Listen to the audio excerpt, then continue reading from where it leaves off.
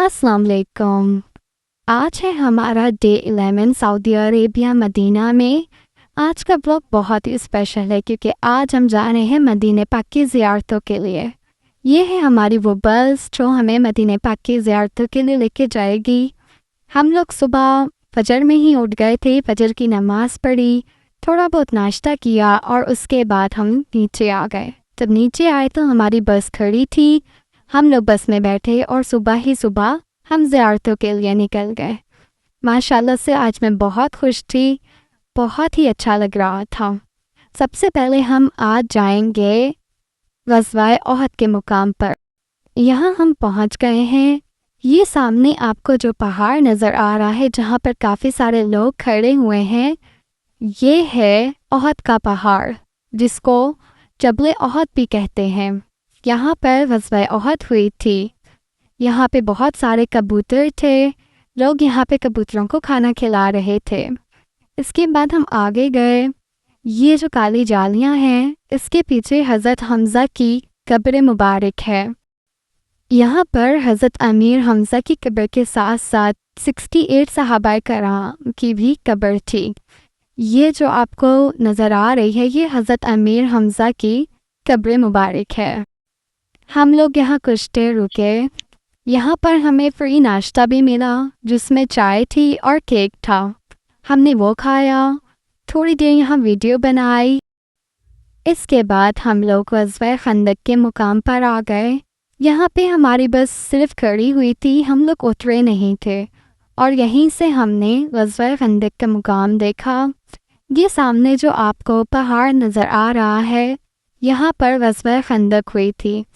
इसके ऊपर छोटी छोटी जगहें मेंशन की हुई हैं जिससे ये पता चलता है कि यहाँ पर ख़ैमे लगे हुए थे।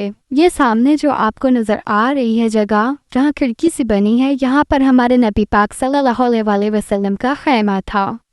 यहाँ पे हम बस में ही खड़े रहे और इसके बाद हम आगे चले गए। अब हम जाएंगे मस्जिद क़िबलतैन की तरफ।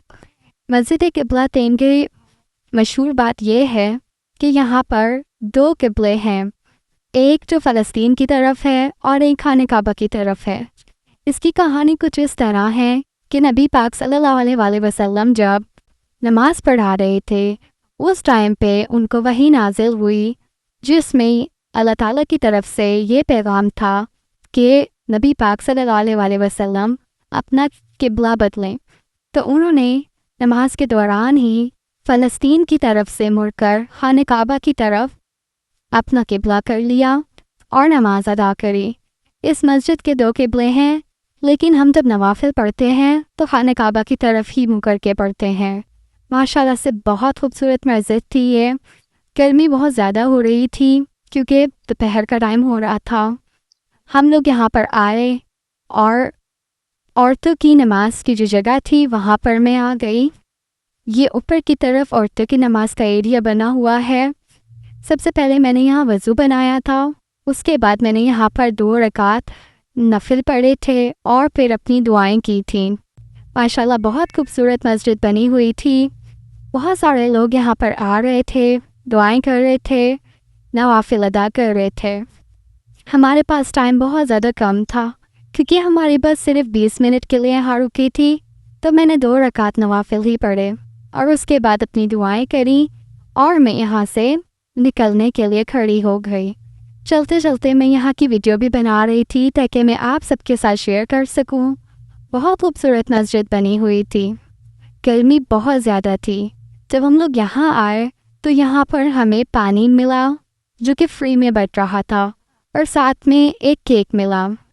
माशाल्लाह बहुत ही लोग यहाँ पर खैरात करते हैं।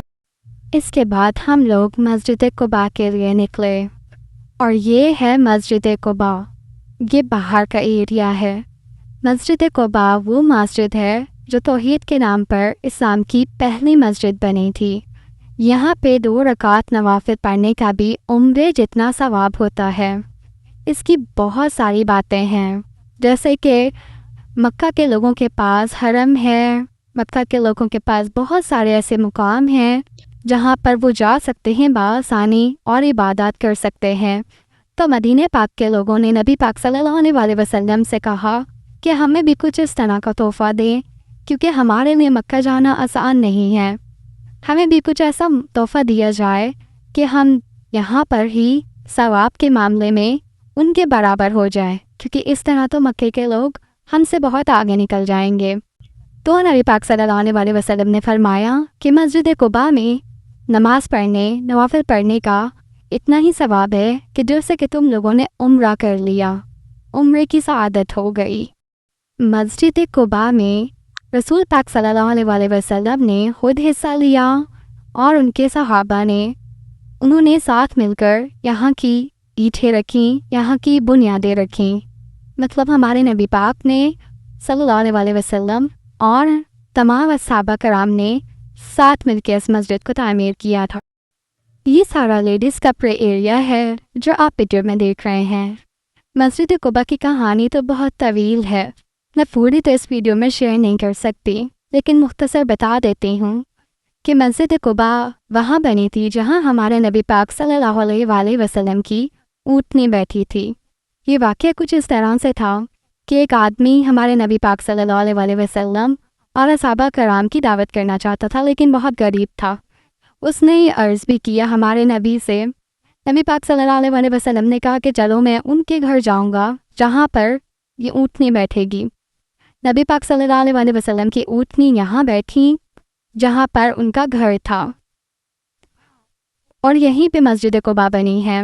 نبی پاک صلی اللہ علیہ وسلم تمام صحابہ کے ساتھ ان کے گھر گئے۔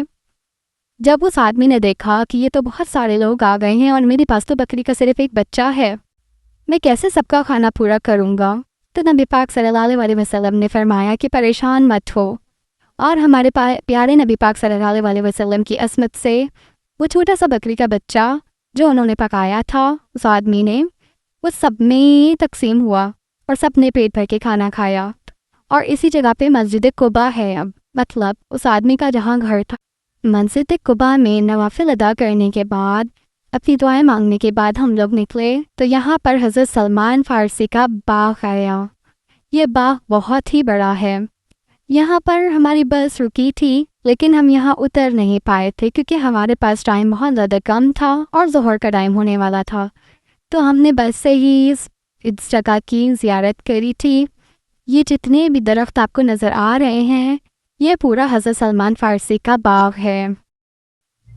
باغ سے نکلنے کے بعد ہم لوگ کھجور منڈی پر آئے۔ یہاں پہ بہت ہی سستی کھجوریں ملتی ہیں، لیکن ہمیں یہاں کی کھجوریں کچھ خاص پسند نہیں آئیں کیونکہ بہت ہی چھوٹی چھوٹی کھجور تھی اور کچھ خراب بھی تھیں، تو ہم نے یہاں سے کھجوریں تو نہیں لیں، لیکن ہمارے ساتھ بس میں جو لوگ بیٹھے تھے انہوں نے یہاں سے کھجوریں خریدی تھیں۔